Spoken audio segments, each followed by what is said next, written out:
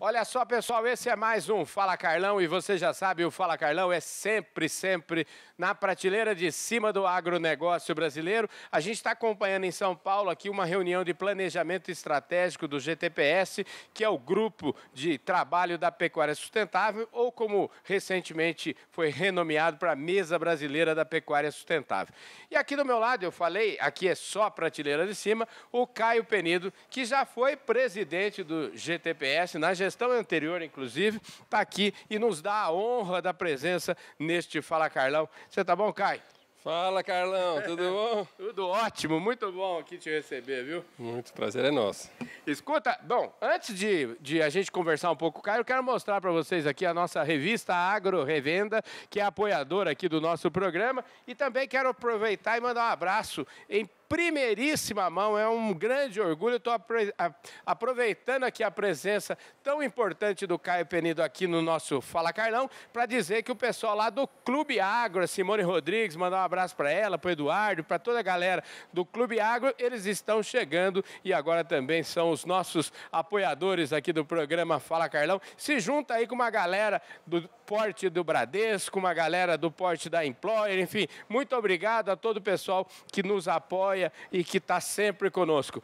Ô Caio, é o seguinte, muito bom ver uma reunião como essa, onde tem, me parece que 67 representantes aqui dos vários segmentos do agronegócio, é muito bom todo mundo aqui, me parece que é uma reunião de mão na massa, né? Uma mesa de debate, né? Uma mesa de diálogo, então são 6 categorias que envolvem toda essa cadeia da pecuária.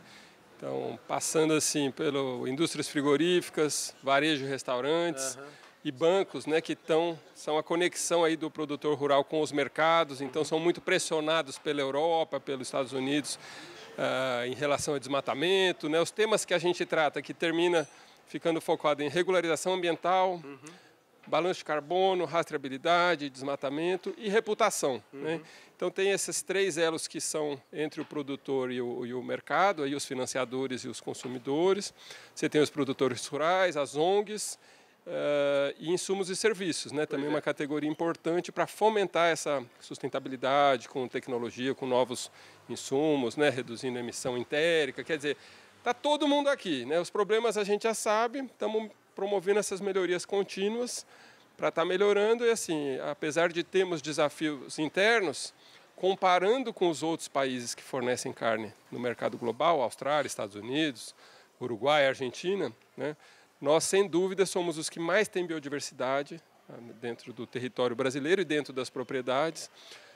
Por termos um clima tropical, comparando com esses outros, temos muito mais chances, né, de comprovar que a nossa pecuária é carbono mais eficiente que a deles, né? Então acho que a gente está com a faca e a carne na mão, né, Carlão? Vamos cortar?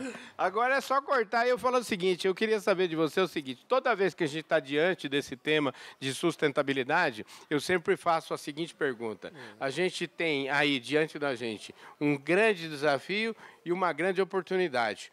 É um ou outro, ou os dois juntos? Como é que você vê essa questão? O Brasil, como é que o Brasil deve pensar como país a respeito desses temas? Acho que para o Brasil é desafio e oportunidade.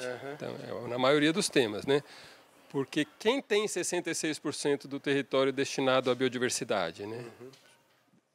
Do mercado de fornecedores de alimento aí global, só o Brasil. Quem tem um código florestal, né? Às vezes falam, mas o código não está implementado 100%.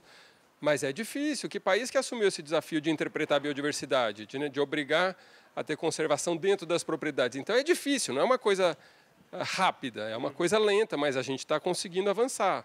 Então, no acordo no compromisso do metano, que foi assinado na última COP, né, em Glasgow, para os países que já estão intensificados, que já estão só no confinamento, para eles reduzirem as emissões, eles têm que reduzir rebanho, né? Então eles têm clima temperado, tem neve uma parte do ano, que não dá para fixar carbono no solo, não dá para criar o gado no pasto. Então para eles o desafio é uma perda de de rebanho. Para nós, não. Nós é um desafio que traz uma oportunidade, que é reduzir idade de abate, reduzir emissões de gás de efeito de estufa por arroba produzida, promover a intensificação das pastagens com baixa produtividade através de rotacionado, integração com lavoura, integração lavoura, pecuária e floresta, onde for possível, né, onde tiver a vocação da terra e dos proprietários para isso. Então, quer dizer, para a gente tem muito que aumentar ainda para produzir mais alimento, melhorando o balanço de carbono. Vai chegar uma hora que daí vai estar equilibrado. Mas esses países que já estão muito intensificados, eles vão ter que desintensificar. Para a gente, a solução ainda é intensificar. Então, é oportunidade para o Brasil, para o produtor rural.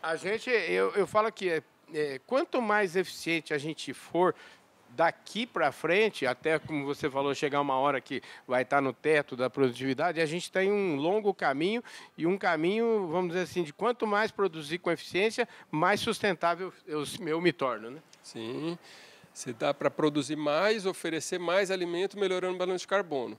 Agora, a gente tem, né, que conseguir se posicionar melhor, essa questão da reputação também, né? Então, a gente tem que se posicionar melhor globalmente para a gente conseguir premiação, né, pela nossa carne. Essa carne que conserva a biodiversidade por lei, ela deveria ter um bônus, né? Não só ser fiscalizada para ver se tem desmatamento. O mesmo sistema que fiscaliza a fazenda para ver se ela está errada, também pode monitorar a fazenda para ver o que ela está fazendo de certo, o quanto ela tem de excedente de reserva legal, o quanto que está a intensificação das pastagens, né?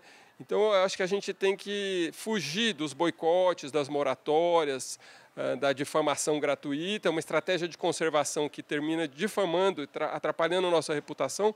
Vamos para uma estratégia de uma agenda positiva, né? Vamos para uma estratégia onde a gente consiga provar que a nossa pecuária é mais sustentável e ser premiado tanto por essa carne sustentável quanto pelo excedente de reserva legal, pela própria reserva legal. Quer dizer, tem um pagamento por serviço ambiental aí, que é uma nova commodities que está sendo assim implementada agora, que vai ser uma nova fonte de renda para o produtor. Então, a gente tem que estar alinhado, buscando a regularização ambiental, entendendo melhor a fazenda. E, além de vender carne, você vai vender crédito de carbono, você vai vender serviço ambiental. Se você diversificar, você vai poder vender outras culturas. Então, acho que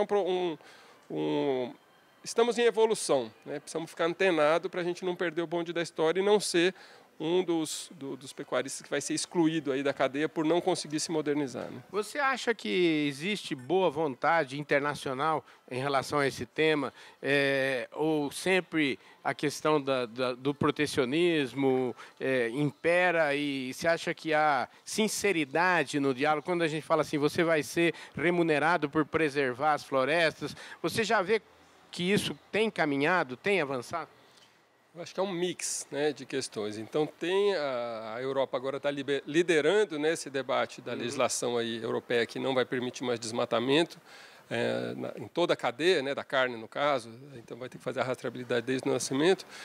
Então, tem uma preocupação climática, mas também tem uma preocupação de protecionismo, né, deles protegerem o pecuarista europeu. Então, a Ásia tem uma preocupação de segurança alimentar, quer dizer, vai ter comida, né? Então, a gente tem que lidar com todas essas crises globais, segurança climática, falta de alimentos, segurança alimentar, protecionismo desses países que não são competitivos com o Brasil, né? Se a gente for ver a atividade pecuária na Europa é praticamente uma atividade estatal, né? Toda subsidiada, né? Então é para fixar aquele homem no campo, para manter aquela cultura do interior.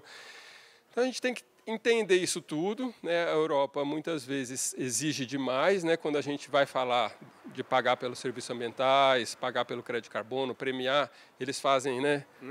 Fingindo que não está entendendo direito, porque eles sabem que a hora que eles começarem a pagar é o resto da vida pagando. Então eles ficam postergando um pouco isso, mas eu acho que é inevitável, Carlão. Eu acho que a gente está num caminho que, se a gente conseguir estar bem nessa mesa de diálogo global aí, e se existirem metodologias reconhecidas internacionalmente que validem o nosso modelo, eu acho que não tem para ninguém.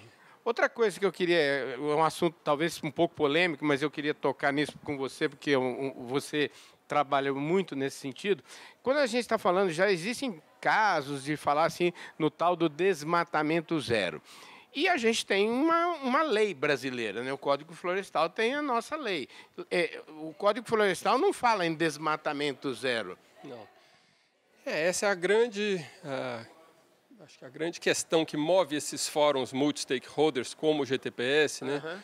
Porque tem uma pressão pelo desmatamento zero, que vem muitas vezes de fora, então, principalmente ONGs internacionais, aí, financiadas por fundações, né? Que vem com uma agenda, é mais fácil para eles, às vezes, bancarem uma campanha falando que estão implementando desmatamento zero na Amazônia do que eles reverem suas fontes energéticas, né? Reverem seus modelos produtivos para serem mais sustentáveis. Então, essa é uma briga. E o produtor brasileiro muito reativo a essa agenda do desmatamento zero. Porque o desmatamento zero é um slogan, né, Carlão? Porque sempre vai ter alguém que vai estar limpando, né, alguma parte. Então, é só um slogan. Mas cai no ouvido dos urbanoides, aí parece uma coisa simples e fácil, né? Então, gera um desconforto, gera polarização. O produtor brasileiro está na agenda de atender o Código Florestal, que já é ultra exigente. Sim. Então, o produtor brasileiro está na agenda do desmatamento ilegal zero. Sim. E, se quiser conservar a mais do que a legislação obriga, tem que ser através de pagamento por serviço ambiental. Então, e uma coisa negocial com o produtor. Ele vai decidir. Sim. Então, ele vai chegar e vai falar assim, ó, eu vou gastar tanto para desmatar, tem um risco técnico-jurídico, vai me dar uns anos de dor de cabeça, para eu ganhar tanto por hectare ano. E daí, se chega alguém e oferece aquele tanto por hectare ano, agora ele vai poder escolher, ó, prefiro ganhar pelos serviços ambientais hoje do que assumir toda essa burocracia de desmatar legalmente para depois ganhar com a minha atividade econômica, né? Então, eu acho que o mercado tem que regulamentar a conservação, sabe? Não é ativismo, não é panfleto, esses ativismos gratuitos que terminam difamando um país, difamando uma atividade, isso aí, para mim, é coisa do século passado. Essas pessoas não têm mais espaço também, essas ONGs que chegam, hoje em dia, os produtores puxam a ficha, né, da ONG e falam, bom, se você está envolvido em manifesto, uma moratória do desmatamento zero, se você está envolvido em campanhas difamatórias, não vou fazer parceria com você. Então, estão isoladas, né? Muitas dessas ONGs encontram até soluções interessantes, mas ninguém quer ser parceiro delas, né? Então, quando a gente vai para a COP, chega o pessoal, oh, tem muito dinheiro, vocês não têm projetos, tem muito dinheiro. Eu falo, não, temos projetos, mas ninguém quer fazer projeto com financiadores que querem desmatamento zero, para vocês darem esse dinheiro e depois ficar dando pito na gente, ficar humilhando o Brasil, né? Quantos presidentes do Brasil vão para fora, né, para a Europa e tomam pito, né, por causa do desmatamento? Ele está todo feliz lá fazendo discurso, quando vem o primeiro-ministro do país, pega o microfone e dá uma bronca, né? Diz, não, eu pus dinheiro no Brasil para o desmatamento zero, vocês não estão atendendo. Não, então a gente tem que escolher bem com quem você faz parceria, tem que explicar bem para a Europa qual é a cooperação que a gente quer. A gente não quer boicote, a gente quer cooperação, ajudando a pressionar o governo pela implementação do Código Florestal, fiscalização, né, das reservas legais, das unidades de conservação, dos parques, das terras indígenas. Quer dizer, isso é uma coisa que o nosso governo precisa de apoio. Vamos cooperar nisso? Vamos. Com o pecuarista, eu acho que a cooperação é pagar, premiar essa carne que garante conservação. É pagar pelo serviço ambiental. Não queremos cooperação para projeto piloto, dinheiro para fazer. Não, a cooperação é pagar de uma forma justa por uma pecuária que conserva e que é baixo carbono por ser tropical. Então, em vez de boicote, vamos premiar. Né? A gente tem o exemplo do Boi China 30 meses. Né? Uma ação comercial. Né? A China, ao exigir o boi até 30 meses, ela exigiu que a gente tivesse um abate mais precoce. Então, aquele boi, em vez de emitir 5 anos, ele vai emitir 2 anos. Se a gente reduzir a idade de abate para 2 anos, a gente reduz emissões por arroba produzida. Então, o impacto no clima é muito forte. Uma ação comercial que tem um impacto no clima. Entendi. O produtor sendo premiado, ele vai querer fazer aquele boi jovem. Né? Então, acho que a Europa tem que ir nessa mesma linha. Vamos premiar, em vez de boicotar, porque boicotando o Código Florestal, você termina impedindo o Brasil, o produtor rural brasileiro, de criar valor na biodiversidade. Não é que todo mundo quer desmatar, não é que fala assim, não, queremos o Código Florestal brasileiro porque a gente quer desmatar. Não, a gente quer valorizar a nossa biodiversidade para a gente mostrar para o mundo que a gente é melhor, que a gente tem uma cabeça melhor, né? Que a Europa, né, no caso. Tudo bem que a Europa está à frente do desenvolvimento, mas a Europa que criou esse modelo de desenvolvimento insustentável, revolução industrial, enriqueceu com revolução industrial, enriqueceu colonizando e trazendo esse modelo de desenvolvimento insustentável e agora quer boicotar a maior biodiversidade do planeta. É estranho, né? Eu falo para eles, não, no Brasil a gente está tentando criar um modelo de desenvolvimento sustentável. Por isso temos um Código Florestal, por isso temos esse pacote de parques, de reservas, de unidade de conservação, terras indígenas. O Brasil está tentando, agora a gente precisa de parceria, não de boicote. Pois é. Agora, para a gente fechar aqui, você é um produtor rural. Eu queria que você me falasse um pouquinho. Eu falo que exemplos falam sempre muito mais, são sempre muito mais relevantes do que palavras. Seu discurso aqui foi extraordinário. Eu acho que muito esclarecedor. Talvez uma das melhores entrevistas que a gente tenha feito aqui sobre este tema. Então, eu queria que você falasse um pouquinho hoje como é que está a sua fazenda, como é que é o seu negócio hoje dentro dessa estrutura de pensamento. Eu tenho hoje, na Fazenda Água Viva, a gente faz cruzamento industrial, a vacada Nelore, a gente insemina com Angus, e eu criei uma marca própria de carne, chama Soul Beef. Okay. Então, a ideia é unir nessa carne uma carne gourmet e sustentável. Então, tem a parte de certificações, eu tenho o Rainforest Alliance, tenho o certificado Onça Pintada, sou uma flagship farm aí do McDonald's, quer dizer, tem todos as certificações possíveis, né?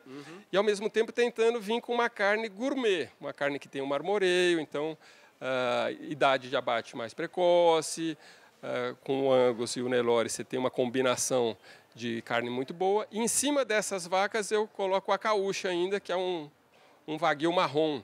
Então eu estou tendo lotes agora de um tricross, meio sangue a caúcha, um quarto Angus, um quarto Nelore. Então meu objetivo como produtor é fazer a carne acima de qualquer questionamento, entendeu? Uma carne gostosa, uma carne gourmet, mas que respeita os limites aí da legislação e também garante isso com certificações internacionais, comprovando isso. É importante essa coisa da validação de um terceiro, de uma validação internacional, porque daí você está escorado, né?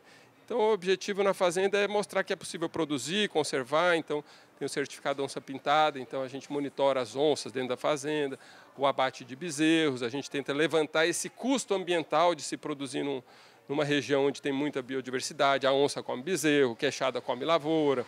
Você tem que fazer cerca para separar pasto da floresta. Em países que você não tem floresta dentro da fazenda, você não tem que fazer cerca. Você não tem queimada de floresta, você não tem risco de multa. Então, você tem todo um custo técnico-jurídico de vigilância sobre a sua reserva legal. Então, é um custo ambiental que a gente tem que embutir isso dentro do nosso produto carne. Sim. Então, tem que ter uma premiação para pagar esse custo, que é o custo de se produzir inserido dentro da biodiversidade. Então, tem um desafio grande. E o produtor que assiste o Fala Carlão deve estar lá perguntando, Carlão, faz essa pergunta para ele, a conta fecha? A conta fecha, acho que a gente tem um desafio, assim, quando a gente vai tentar repassar isso, né, para as indústrias, elas falam, nossa, eu só consigo te premiar se eu repassar para o meu consumidor. Entendi. Então, é o ovo e a galinha, a gente fica um pouco... depois as indústrias vendem para os supermercados, né, que vendem para os restaurantes, quer dizer, é uma cadeia e um ciclo virtuoso. Então, acho que é importante a gente trabalhar essa reputação internacional para vir de lá, isso tem que vir de lá. Então, vamos premiar, realmente, a Europa tem que falar assim, não, chegou a hora, vamos chegar no desmatamento mínimo, respeitando a legislação brasileira e pagando pelo serviço ambiental. Daí a gente consegue mobilizar. A Europa fala, vou pagar um pouco a mais por essa carne que conserva. Daí os varejos, aí os supermercados conseguem pagar melhor para as indústrias, que conseguem pagar melhor para o produtor. Mas é um trabalho de fé, né? Eu, assim, não estou tendo prejuízo, mas não é uma coisa que você tem um lucro gigantesco também. É uma coisa que você tem que ir apostando que quem está na frente vai beber água limpa. Então, a hora que der essa virada e você já está produzindo, daí sim você vai ganhar mais. Enquanto todo mundo vai se adaptar, você já está adaptado, já está preparado para esse novo mercado. Maravilha. Ô, Caio, obrigado demais. A conversa é excelente com você. Muito obrigado. A gente está conversando pela primeira vez aqui em 3D, né? Ao vivo e a cores. É muito bom essa prosa, viu? Tive o prazer de falar com você na pandemia, no auge da pandemia, mas você estava mais gordinho um pouco, Carlão. Eu te olhei ali entrando, eu falei, cara, esbelto, meu. Quem é esse cara? Eu conheço esse cara. Daí falei, o Carlão tá magro, hein?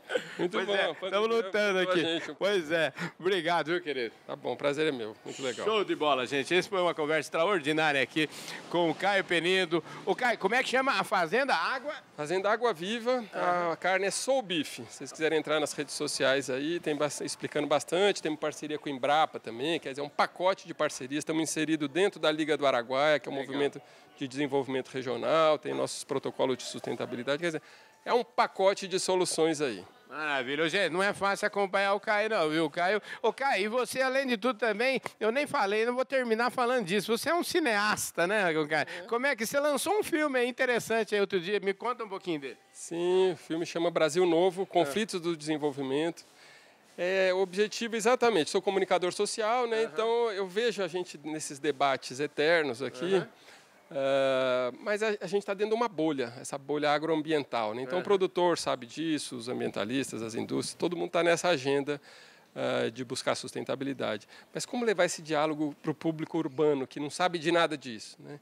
Então eu evoquei um pouco, tirei da cartola aí meu lado cineasta, para tentar comunicar com o filme. É como se eu pegasse esse espectador urbano, são jovens que estão sofrendo de uma ansiedade climática, que não querem mais ter filhos, com medo do futuro, e eu pego pela mão e trago ele para conversar com essas pessoas que estão debatendo aqui, professores, pesquisadores, ambientalistas, produtores, quer dizer, todo mundo explicando que realmente temos que ter uma preocupação, mas sem desespero, né? Não precisamos mentir para conservar. Vamos falar a verdade e vamos conservar, porque vai ter valor isso.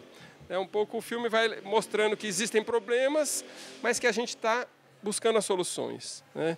E as soluções terminam assim, buscando uma produção mais sustentável, integração lavoura-pecuária-floresta, intensificação, agrofloresta para o pequeno produtor, né? PSA, mercado de carbono. É um pacote de soluções, né? Além de pressionar o governo pela implementação do código e pela proteção aí dos parques, das unidades de conservação. Então, o filme trata um pouco sobre tudo isso que a gente falou, mas de uma forma para atingir o público urbano. Entendi. Então, a minha ideia foi pegar para explicar para um jovem aí de 15, 16 anos, de uma forma bem didática o meu ponto de vista, mas pegando entrevistas com pessoas que eu confio muito, que eu respeito muito a opinião. E como é que você está chegando nesse público? Você falou assim, olha, é para o público urbano, porque eu acho que assim, o grande desafio, talvez, hoje da humanidade é prender a atenção de um jovem aí hoje, sei lá, de 20 anos, de 15, de 18, de 22, 25, que é uma turma que está, vamos dizer assim, 100% conectada aí. Como é que você está chegando neles? Tem várias estratégias, né? Então, pelo IMAC, que eu sou presidente do Instituto Mato Grossense da Carne, a gente fez até um podcast outro dia, quando a gente estava na Europa, tentando, como se fosse o terceiro tempo do futebol, sabe? Sim. Um podcast depois das reuniões com os representantes dos países da União Europeia, a gente fazia um bate-papo depois para tentar, através do podcast, chegar nessas pessoas. No filme, através desses depoimentos, a gente criou pílulas, né, espalhando em redes sociais, em grupos de WhatsApp. Então, teve uma exibição também, tivemos exibição já em Cuiabá, São Paulo, na Bahia, e agora está disponível já no YouTube. Então, entrando no site da produtora, encruzilhadafilmes.com.br, o filme já está disponível. E agora é tentar pulverizar o máximo possível. O filme trata desses temas, mas de uma forma apartidária, sabe? Mostrando que é um caminho para o Brasil, independente de quem estiver no poder. É um caminho que eu acho que é o caminho do Brasil, né? A gente pode, não é qualquer um que pode. Eu quero quero ter 66% do território com biodiversidade. Nenhum país consegue. Entendi. Então, quem tem que capitalizar, tem que ter orgulho disso, né? A gente está conseguindo um equilíbrio entre produção e conservação que a maioria dos países não consegue atingir. Então, é uma coisa para a gente ter muito orgulho e temos que comunicar com esse público urbano para ele entender, ele ir mais para o interior, ele frequentar mais, né? Então, eu tenho esse desafio de conectar. Acho que eu termino conseguindo fazer um pouco a ponte do urbano com o rural, do ambiental com o produtivo. Acho que é um pouco essa ideia de fazer as pontes. Caio, esse aqui é o seguinte, a gente começa aqui, quando começou, a gente imaginou fazer um Fala Carlão. Agora, quando está no meio para frente, eu já imagino isso aqui vai ser, já mudou tudo. Você está assistindo isso aqui, mas você está assistindo Domingão do Carlão, então a gente tem mais um pouquinho de tempo. E eu queria que você falasse para mim, já que você tocou no IMAC, eu acho que isso é um assunto legal de a gente colocar à tona aqui, como é que anda vamos dizer assim, as tarefas lá nesse instituto, e fala um pouquinho dele, como é que tá, qual é o momento dele hoje? O Instituto Mato Grossense da Carne, aí tem os elos que fazem parte, é o governo de Mato Grosso, através do secretário César Miranda, que é o presidente do conselho. Daí temos 2 conselheiros da indústria frigorífica e 2 dos pecuaristas.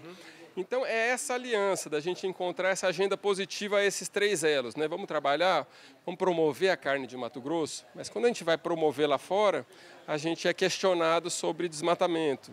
Daí a gente explica Código Florestal, explica que temos, né, uma boa parte do território conservado. Eles falam, mas e por que não é mais eficiente? Então a gente percebeu a necessidade de deixar de ser um promotor e ajudar nas soluções da cadeia. Então a gente tem um programa de apoio aí à Secretaria do Meio Ambiente para desfazer os nós da regularização ambiental. Tinha um problema que o produtor que estava embargado, né, ele não conseguia ser reinserido no mercado formal.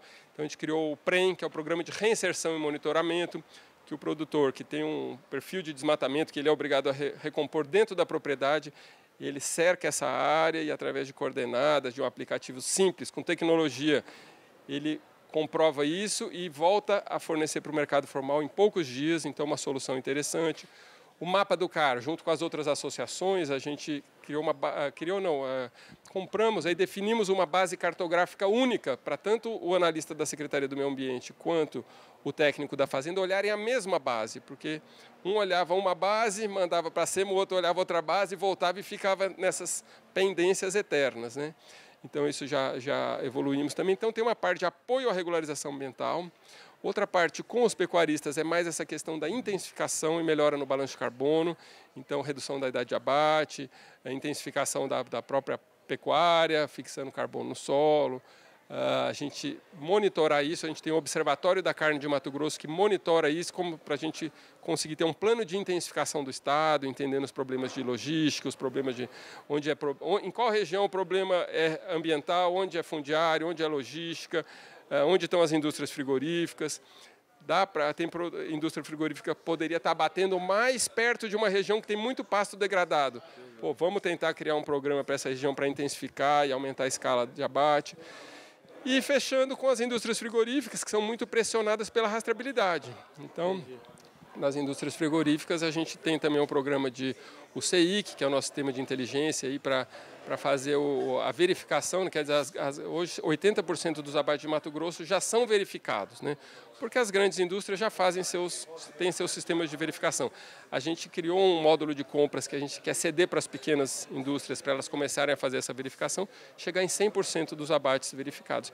Tudo agenda positiva, Sim. Não é agenda que é polarizante. Todo mundo quer isso. Vamos chegar em 100% dos abates verificados? Vamos. E a rastreabilidade do indireto, que é o grande nó? Esse a gente tem um grupo de trabalho para chegar nessa solução junto com a Crimate, junto com a SEDEC, junto com a SEMA, junto sob a liderança aí do IMAC, a estratégia PCI também faz parte. Então, quer dizer, todo mundo junto achando uma solução, porque a gente percebeu que se a gente não faz, que nem o Paulinelli fala, quem não faz recebe feito, né? Então vem uma solução imposta e a gente fica reclamando. Então vamos encontrar uma solução para a rastreabilidade que não use a GTA, a Guia de Trânsito Animal, para verificar desmatamento, porque ela foi criada para resolver um problema sanitário, que foi muito forte. Com a fitose agora a gente está nesse momento virando livre de vacinação, né? Então tem um pânico do setor produtivo de começar a usar GTA para monitorar desmatamento e perder a segurança sanitária, né? Então acho que são esses os grandes desafios da rastreabilidade aí. Como você vai expandir uma rastreabilidade para o pequeno produtor? Se nem o grande consegue se regularizar ambientalmente, você vai expandir para o pequeno. Então tem que ter uma regularização ambiental mais pragmática, mais rápida. E a gente tem que encontrar uma forma de comprovar essa rastreabilidade desde o nascimento, sem comprometer a questão sanitária, que é um problema gigantesco, né? Então não vamos cobrir um santo e descobrir outro, né? Vamos encontrar uma solução para tudo. Maravilha, gente do céu, é bom demais conversar com o Caio. É por isso que esse programa aqui foi diferente, gente. Ele começou como Fala Carlão e termina como esse Domingão do Carlão, porque olha, show de bola, muito boa, cheio de informações maravilhosas, cheio de boa informação e cheio daquilo que é o programa Fala Carlão, porque aqui a gente sempre diz o seguinte: o programa Fala Carlão, aqui o nosso copo é o seguinte, nunca é meio vazio, é sempre meio cheio. Eu falo assim, o nosso copo está sempre transbordando, viu? Obrigado pela sua presença aqui, viu, cara? Isso aí, muito bom. Falou, Carlão, muito bom. É isso aí, gente. Muito obrigado pela sua audiência, um forte abraço. Esse foi mais um Domingão do Carlão, direto aqui de São Paulo, gravado aqui com o Caio Penido. Um forte abraço para todos vocês. Muito obrigado aqui pelos nossos patrocinadores. Novamente, quero agradecer ao pessoal da Employer, agradecer ao pessoal do Bradesco, agradecer Singenta, agradecer Clube Agro. Um forte abraço para todos todos vocês e a gente se vê aí durante a semana no nosso programa Fala Carlão!